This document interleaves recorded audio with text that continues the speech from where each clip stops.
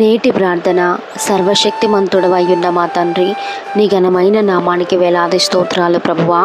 మమ్ము తరిమిదను కలుసుకొనిదనని, దోపుడు సొమ్ముగా మమ్ము పంచుకోవాలని, అయ్యా కత్తి దూసి నాశనము చేయాలని శత్రువు అనుకొని మమ్మల్ని తరుముతూ ఉండగా, దేవా నీ దక్షిణ హస్తము చాపి మమ్ము విడిపించమని వేడుకుంటున్నాం.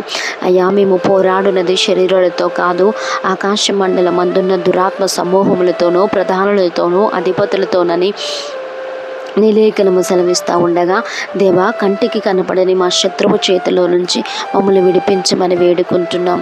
తండ్రి, అగాధ సముద్రంలో మార్గమేపరచి నీ ప్రజలను నడిపించి అదే సముద్రములో శత్రువులను అడుగంట చేసిన దేవా, మమ్మల్ని వెంటాడుతున్న మా శత్రువులందరినీ కూడా మరలా మేము చూడకుండా హతమార్చమని యేసు నామములో అడుగుచున్నాము తండ్రి.